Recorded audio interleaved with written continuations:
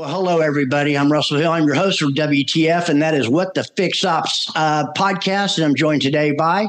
Hello, everyone. Charity here, your co-host. And we're really excited. We have Matt Bowers, the owner of Matt Bowers Auto Group, on the show with us today. Welcome, Matt. I think a lot of people know who you are, but why don't you give us a quick intro? Maybe tell us something about yourself. Yeah. Thanks, Charity. I'm from New Orleans, Louisiana. Own currently the Auto Group's 12 stores, 2 under contract, $1 billion top line company in 4 states, about to be 5, maybe 6 states. We're a regional, privately held auto group that I own. All of first generation. Excellent. Well, maybe you can tell us what it's like to be the owner of a multi-state group. Yeah. It's probably more than I bargained for in the beginning when I set out. I was like everybody else. I worked my career in car dealerships, kind of worked up the ranks, up to general manager, managing partner positions. Looking back on my career, I was very lucky. I worked for... in my formative years, I worked for a publicly traded company, Group 1 Automotive. So the beginning of my career coincided with the beginning of the publicly traded companies coming about, which, looking back now, was a blessing to me in my career. I worked for 2 of the current today publicly traded company CEOs before they were the CEO, when they were in operational roles. Outside of that, I was a partner with, I would say, probably the greatest private car dealer who's ever lived, which is Terry Taylor. Yeah. And also maybe with the greatest deal maker that ever lived, which is Steve Landers and the McClarty family. So, it took a lot, to get me here. But I'm just some kid off the street who started selling cars. I didn't imagine in a million years that I would end up here, nor, you can only be so prepared, right? Like, they throw you in and then you have to figure it out.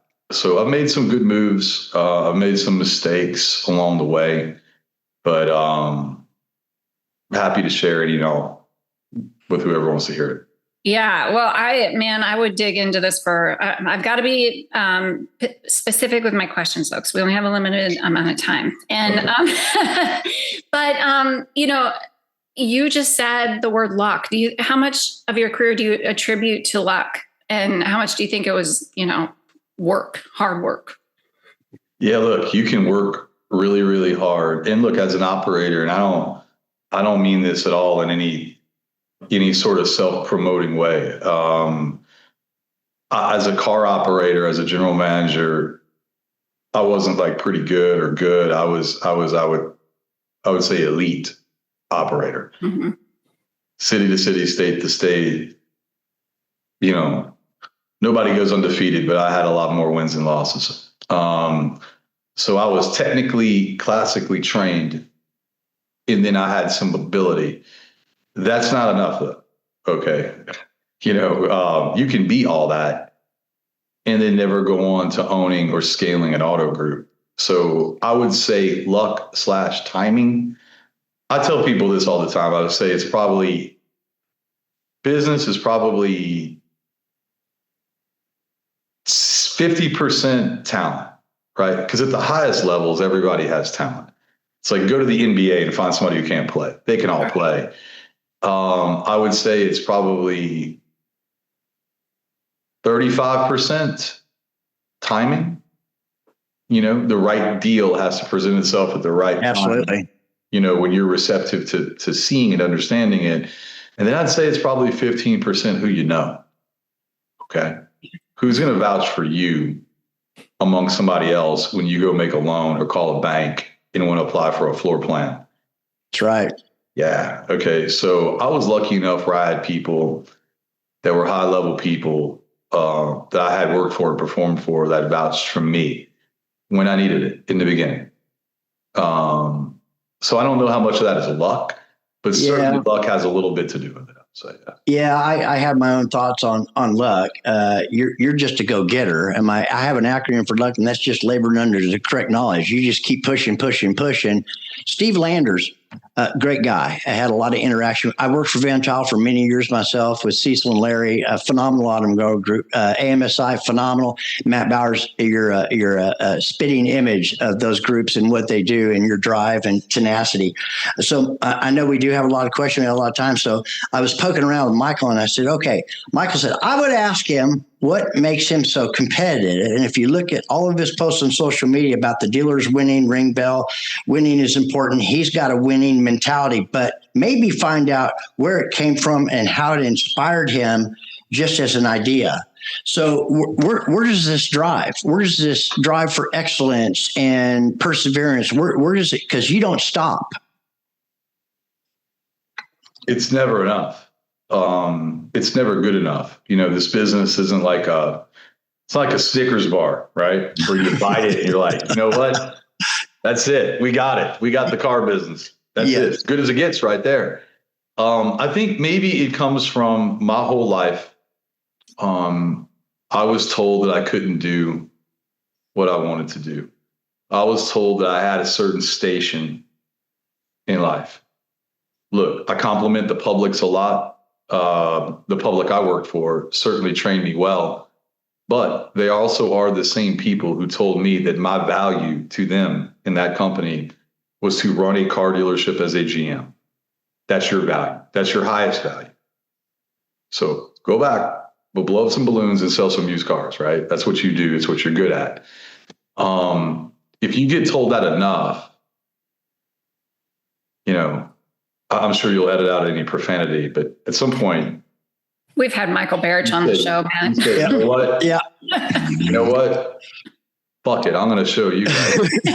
And so that, look, if you've been told as many times as I have that you can't do what I'm doing right now, you develop a competitive attitude. It's what gives you an edge. And look, at some point, you probably lose that edge. I'm not. I used to think everybody's out to get me and nobody believes in me. Well, look, it wears off after a while and something else has to be there. That's right. I know this. If you want to win, if you want to succeed in this business, find me one extremely successful self-made person that's not very competitive. I don't know anything like that. I don't know either. And like you, all my life, people said, Russell, you can't do that. I tried that. That won't work. And they got interrupted by somebody who just did. And you're that person, Matt. I don't listen to those people anymore. I hang out with the winners is what I do. And people that challenge me to get better and to keep moving. And I'm an old man. Charity, next question. Well, I have this question because you brought it up. Maybe you could tell us about some of your mistakes and wins. Yeah. Yeah, for sure. There's probably too many to talk about, but I would say I was an elite car operator, so I thought I could make anything work. Anything, right? I don't care, which has also been an attribute that's found me some great opportunities. I took opportunities in places that other people passed on. Y'all know one of the stores, Murfreesboro Nissan. There was many people that looked at that store and passed on that store. Yep. It wasn't like I had the most money of the people I just saw what it was for what it was, where other people, they give deals to look at to office people or accounting people. I looked at it myself, so I saw it for what it was. But I would say to your point, to your question, in the beginning, I bought stores. The number one mistake I see among people that want to be dealers is they buy stores that are too small. You go to the country, you buy some 250 unit planning volume store, and it just never had a chance from the very beginning. And I did that once. I've told the story before. I lost more money. The most money I've ever lost on a car dealer in my life was a store I paid literally zero for. They gave it to me, and I lost a tremendous amount of money. That was your first red flag, right? You would have to know it. People that have done it go, yeah, I get it. But a lot of guys justify buying small stores or very small stores with, I have to get my foot in the door. My advice to those people is no, you don't. Go figure it out. Go figure it out. Go buy If you want it, you will, right? Go figure it out. Yeah. Okay. So go buy one that's a little bit bigger. Another thing is I wouldn't buy a store in a town I wouldn't live in, frankly. So buying stores in rough areas and stuff like that. I did that too. That's probably not a mistake. If you wouldn't yourself live there, that's a tell probably. And then I took, also mistakes. I'd say I do what you do. You go back home, you hire your friends. Huge mistake. You hire your friends. So two things can be true at the same time. You can trust your friends, but really what you need is the best in the country. That's what you need. That's what I'm looking for right now. I'm not looking for guys that are my friends. I'm looking for who's the best in the country.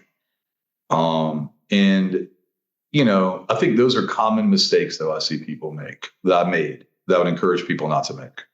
Well said. I follow you. Well, Cherry and I both do follow you very close on LinkedIn. And I promoted several things that you posted, not that you get a chance to look at them all, but about, you put out there what you wanted. You're buying dealerships and you want to buy them in major metro markets. Yeah. I mean, all things being equal, if you get it right in a big town with 8 or 9 million people living there, the upside is far greater than if you get it right in a town of 2,000. That's just my own thoughts. Yeah, you mentioned people, and I remember back when Lee Iacocca turned around Chrysler, selling a few cars a few years before that. But he said, ladies and gentlemen, in the end, you can sum everything up to people, products, and profit, the most important of which are your people. So hiring those people is critical, the right people. It's everything. And I've spoken on this before. That's why a lot of institutional equity and people like that have struggled. These people come in this industry and they try to figure out a way to do it without the people. That's what they really do. If you think about it, that's what they do. If you have better people than the people you're competing against, you will win.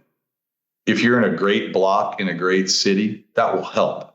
But I've seen a lot of stores on great blocks and great cities fail. It is the people 100% of the time. And so I just choose to invest in the people instead of other things.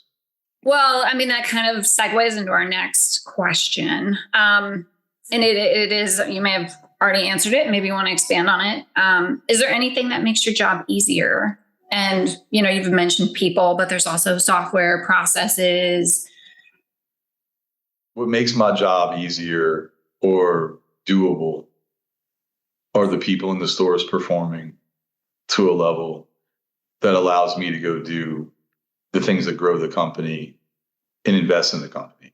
If we we can't go build facilities like the Ford dealership that you're familiar with in Metairie, Louisiana. If we do well, we can reinvest in our people and our facilities and in growing the company, which creates opportunity for the people in the company. So that's the number one thing that makes my job easier is when the people perform. That's where that pressure comes from. Absolutely. So give us an idea of some of the top things that keep you up at night these days. And as a leader or a group owner, is there anything that stands out, or do you sleep like a baby? No, I mean, this is a question that comes up often. And I think there's a few things that that either have a greater impact than what I thought originally, or that make me unsure. It's not all the things we talk about. It's not electrification. It's not direct selling models. It's not any of those things. It's what are we not thinking about, right? Like any kind of big cataclysmic event, the 2008 recession was a very defining period. I remember it well. Yeah. Yeah. And it's amazing to people that we're not even in the industry. That's crazy. But nobody really saw that coming. Really. Nope. Like there was a ticker that said Lehman Brothers went bankrupt and shut down. And there's people walking out with boxes in Manhattan. And nobody talked about that for months and months and months before it just happened. So what are we not thinking about? So things like wars, existential threats like that are things that, look, at the end of the day, those aren't things that I can control. So That's I don't right. really think a whole lot about that. Other things that are problems that I see that are limiting problems, there's a movement, I would say in the last maybe 5 to 8 years, 5 years specifically, where outside capital, non-car dealership capital, past institutional capital has entered the business. They meet a guy, they like him, and then, go buy a bunch of car dealerships. I think that dilutes the talent in the industry. I think it limits opportunities for people. I can't think of one industry where private equity actually made it a better industry. I can't think of one. Interesting. And there's been a lot of that in the last 5 years since the pandemic. Correct. And so there's a lot of those people in the market right now. So my limiting competitors aren't the publics like I thought. I thought Asbury or Lithia would stand in the way of me. It's not. It's people overpaying for bad car dealerships and then rationalizing it. Well, based upon our cost of capital, we don't have to do that great in these stores. To me, if you don't want to be great, if you're not trying to be the best in the country, why are you doing this, man? Yeah. You know what I mean? Like, go buy. Why is a good question. Exactly. Yeah. So I think that has harmed the industry, to be honest with you. It's made it more difficult for people like me to be me in the first place, to get started in the industry. It's raised the price of entry for new people. And Absolutely. It's made, you don't see when you think about the greatest car dealers that ever lived, I think about people like, Taylor Van Tile. That was a company that's well known for their operational acumen and ability. If you said who has the best operators in the country, it was them historically. Yeah, no doubt. Hendrick. Others I'm not mentioning, regional players and stuff like that. None of those are backed by some fund in not really. No. So I don't know. Those are some things I think that are problematic. But this industry has a great way of when you lose respect for it, getting your respect back. It is a tough industry, and it can be very, very penal in it can. Tough. Yeah, with all the social media stuff, I mean, it goes really fast. For many years, I've worked for Cecil and then Larry, and the things that I learned during that time were about the road to the sale, the process, and what it costs you if you deviate from it, et cetera. And back in those days, you had one opportunity. If you didn't turn that customer and they left and walked out the door after that first time, you left too. I mean, some of the places I worked at were, and the things that were happening, you know what I'm talking about back then, but they were the best of the best, man. They tracked everything. So how do you maintain a constant culture and process across? How do you do that? How do you maintain that process and that culture across all your? Are you in the stores all the time? Every day. The only time I come to this office is to do interviews like this. I wake up and I'm at a car dealership every day, verifying what I believe to be true. That's my role. And to your question, I say this often, and I think this is the truth. Culture is about one thing: winning. Culture is about winning. Find me a great culture where the people lose and fail nonstop. You won't find that. Okay. Great cultures are built on winning and success. So, it's my obligation to put the company in a position and put people in leadership in position to go out and compete and win. if that is your culture, you will be fine. In my opinion. Yeah, I think it's true for most people. When I walk into a store, service or the front end doesn't make any difference. You can feel the culture. You know if they're clicking and if they're on their game, and then you know if they're not real quick. And it can quickly really just move things in a horrible way. Good point. Good point. Charity. Yeah. So are there any problems in running dealerships that have simply always been there and across your career have never really found a solution for them? Endemic issues or like real systemic problems in the industry. I would say that, I don't know. I think there's a solution for just about every problem. Yep. In my opinion, it comes down to get the people to understand the problem and then believe in the solution. I'm challenged as you grow as quickly as I have over the years. You end up bringing people from other cultures into your store and you try to get across an idea.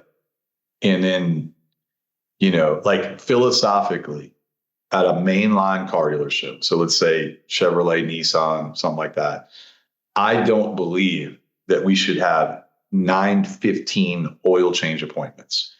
I believe that we should have some block of time, like bring your car in. We can take you between 9 and 9:45. Okay, I think that sets the right expectation.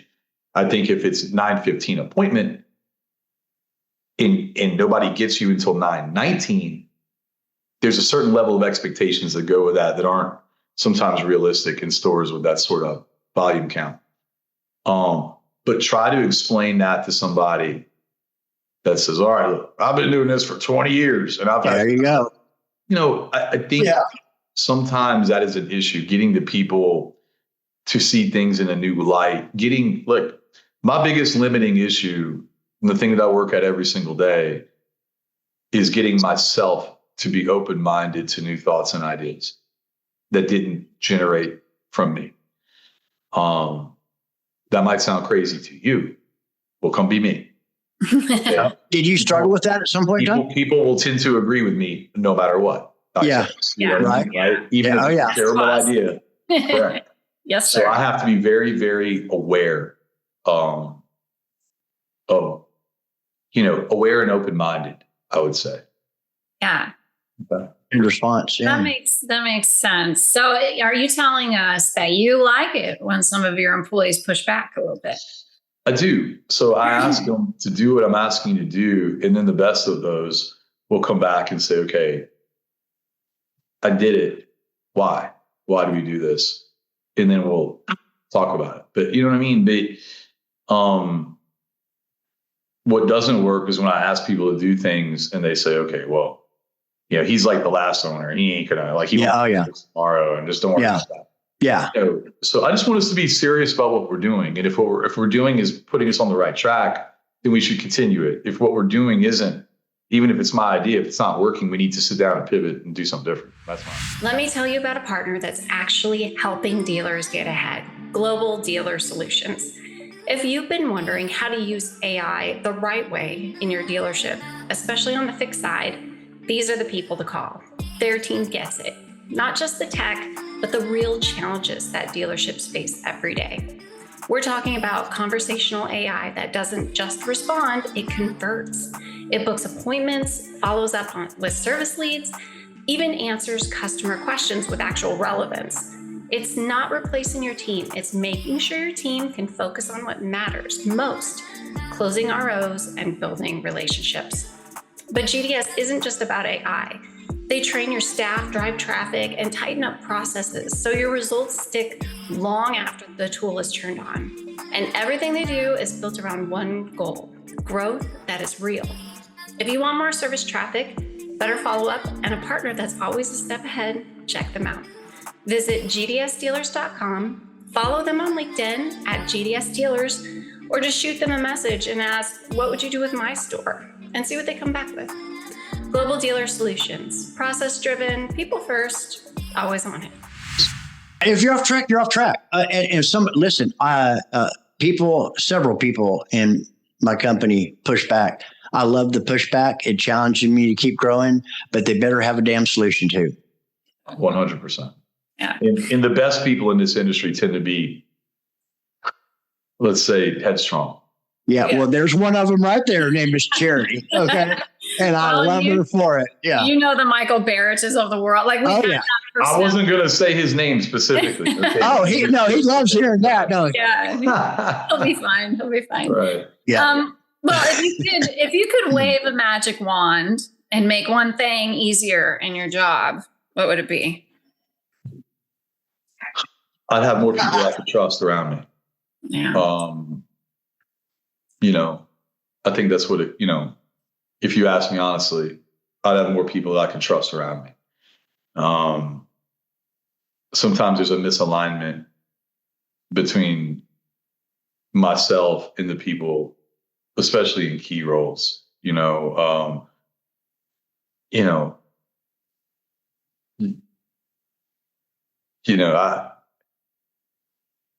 I think that you have to be working from the standpoint of what's in the best interest of the company. If you do what's in the best interest of the company and you're working in a good company, you should yourself be rewarded for the company making progress. Sometimes people don't see it like that. No, but there's probably been many of them that have learned from your culture and the shift and that have the perseverance and tenacity where they get that. And it's extremely rewarding when people are hand raisers and they're not just yes men or women, and they push back occasionally too, because it really challenges me to think outside the box, or you or whoever, even a general manager. That's a great question. So if you could change one thing about our industry for the better, what would it be, Matt? I wish that dealers understood the power that dealers have. The fact that we depend on third party, these third party vendors that we pay that are thought leaders in the industry, these people never did it. Okay. A lot of the industries that exist, the sale leaseback industry, Yeah. Right? Man, we could spend an hour on that one right there. Yeah. I mean, all these people exist because the dealers allow it to exist. If the dealers understood the true power of what they have, they'd probably work more closely together to make the industry a better place, because none of these people that I mentioned are aligned in the same way. And ultimately, when the industry, if there is major cracks in this industry, which so far we've been able to resist over the years, but if this industry falls apart and becomes, CVS drugs and Walgreens and whatever else, Amazon, it will be because the dealers did it to themselves. They weren't smart enough to understand what was coming. So these people are not your partners. They're not. No, they're in it for one thing, and it's them. Money. Yes. No doubt. So anyway, that's my thoughts. Yeah. I find that true with a lot of vendors as well, that dealerships have that really don't understand the automotive business. They're from outside. You can quickly pick up on who those people are too. There's a lot of that going on, a lot of consolidation with that going on. So, Charity, next question. Well, I was going to ask you, are there any vendors that you think are necessary for dealerships that are, they're not aggregating data and feeding you, BS analytics and, Yeah. I mean, look, it's easy to pick. You better not mention our name is all I got to say, Matt. I'm just saying. No, I mean, listen, it's easy to find the people that are aligned with you. Yeah. Those are the people that are transparent and open. Those are the people that are working for the best interest of your company. Because if I succeed, then anybody who's doing business with me should succeed. The only peril comes in is when I fail to succeed. So there becomes a misalignment in, the vendor's still getting paid. I'm not succeeding. There becomes a misalignment. And then you have to provide value, true value. So only certain things can be done. I tend to value people and vendors that are working more closely with the stores and the people. That's what I tend to value more. Not trying to get on my calendar. It's, how much time are you spending with the people in the stores? to help promote our business and make the business a better business. Good point. Chad Montgomery and I just had that conversation a couple of days ago. Phenomenal guy. That's like common sense, Matt. Yeah. Do you view fixed ops as a growth engine, and tell us how you view fixed ops and how you support it from the top? To me, when I look at new deals, it's really where I start. Oh, I don't start. Interesting. It's the truth. I start with what are the units in operation in the market? What is the capacity of that store to service automobiles, right? So the stores I tend to struggle, or mistakes I've made, I bought stores that had some kind of too limited service capacity set up. If you have 10 bays, there's a calculation that you can make. You can really make so much. I don't work in markets where it's culturally acceptable to work in shifts at night and stuff. So they work normal business hours where I'm at. So if you buy a store with 8 bays, you can't make 500,000 in labor gross in 8 days. I don't care what, you just can't do it. Okay. So I start with that. So philosophically, what I believe is we sell cars to the masses at the prevailing transaction prices. I can't control that. My competition controls that a little bit. The consumer controls that to some degree. The consumer decides on the transaction price. And my job is to sell more in my market than anybody else. Bring them back to give them no excuse not to come back to me. That's right. Do maintenance work, and then give them a good experience. And it doesn't have to be crazy. People don't, it's a car dealership. They just want you to do what you say. How hard is it? Correct. So a lot of people set the wrong expectations for customers up front. We think we're doing good by promising things that we can't actually deliver on. Just tell them what you can do and deliver on that. I've never heard a person complain about that. Mm-hmm. So my business is really built on selling cars in volume, bringing them back into service in a life cycle sort of way. So we invest heavily. We do. Y'all know we do fairly well. Like, we run well managed departments. Yes, you do. Not as good as I hope, but better than some. And to me, it's the strongest area of opportunity. It's where we see the most customers. It's not even close. Yep. So traditional thinking is you take a salesman who's not good, who handles customers poorly, and you career path them to service where they're going to see 20 times the people. Train wreck. So we try to take people with very little or no experience, and then we try to create the type of people that we want working the company, which includes service. I love that. In the end, it's all about the relationship.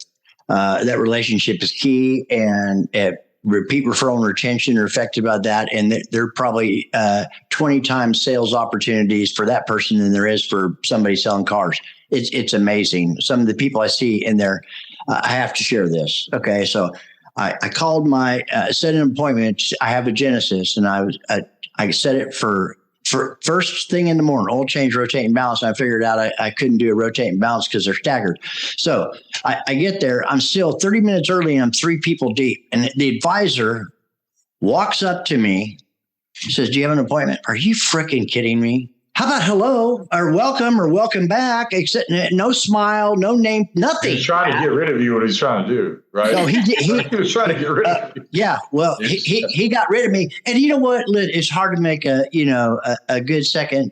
good first impression.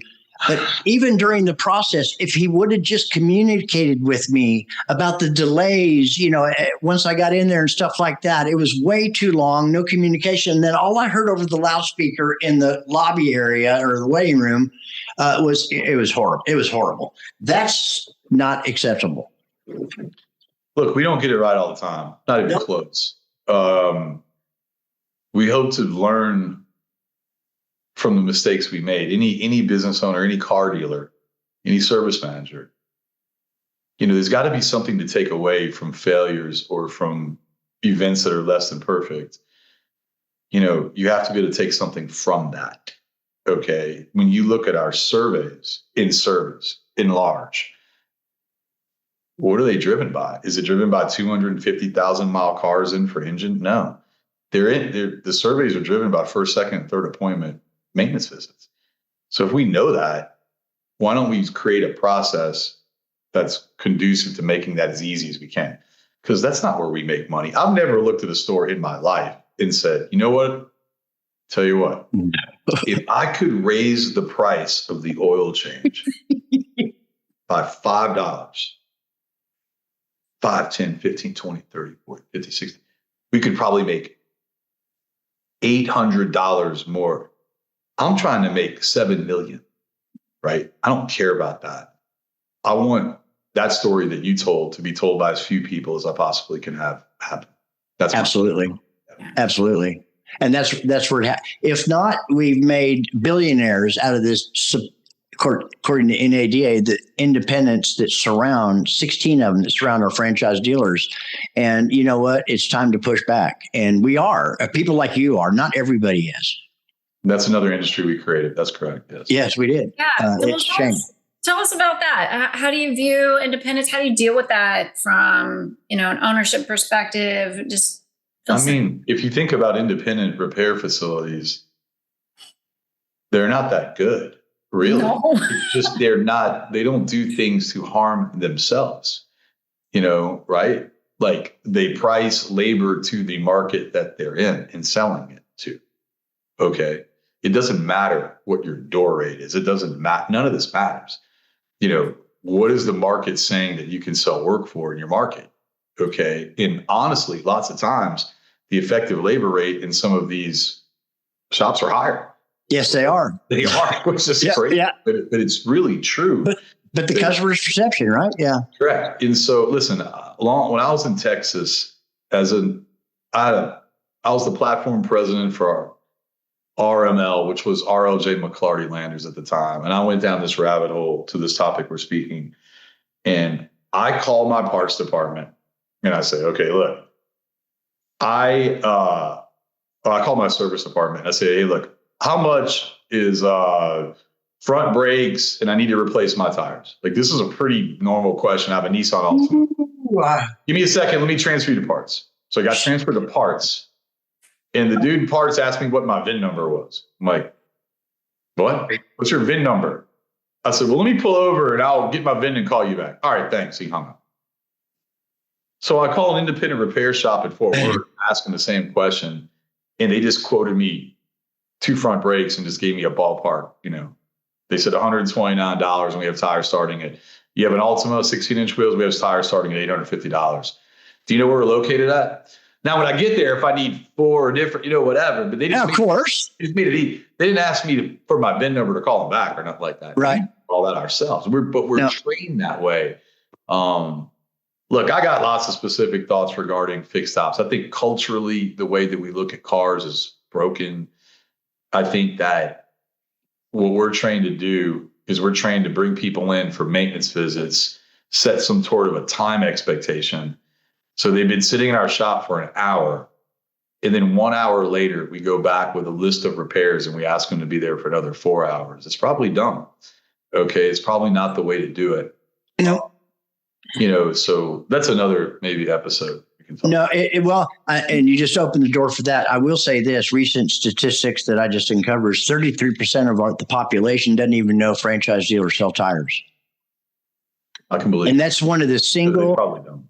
It's one of the single biggest defection points, because if they're not set up, which is the single largest purchase they're going to make during the initial warranty period where you want them coming in, and they go to a Firestone or Goodyear or any of those other places, what they're telling them. We can do all of these things. You don't even have to go back to the dealership. It's terrible. The easiest thing for customers to buy. What if imagine this. I tell my people this, imagine selling service to a customer. They pay you and their car drives better when they leave. Imagine that, right? 2 years ago, we did a contest in my company where I decided we're going to go sell alignments because they're easy to sell. The customer likes it, understands it. You can look at, but before that, we had stores that recommended more transmission flushes than alignments. It's just a problem. like in the industry. But that's not unique. Go all over the country and you'll see that everywhere. Yeah. Yes, I do. And yes, it is. But you know what? You're aware of it. Your people are aware of it. You got some great people, the ones that I know. They're hand raisers for Matt Bauer. I can tell you that right now. Absolutely. Charity. Well, let me see. We're getting to the end here, and I want to be considerate of your time. So I'm going to start picking and choosing a little bit more. Are there any surprising moments that stand out for you in your business in the last 5 years? The last 5 years have been interesting. So, yeah, I would say surprising. I thought there would actually be more innovation and more options for dealers. One company basically bought every area and discipline. And, there's been some people that have kind of cornered the market, which have limited, in my opinion, innovation. That's surprising. I think some of the values of the car dealerships has been surprising that it's remained at this level for as long as it has. Mm-hmm. I think that, I can't think of much that would be really surprising though outside of that. It sounds like there's still a lot of opportunity still in the dealership, especially on the fixed stop side. Yep. Tremendous amount of opportunity. I mean,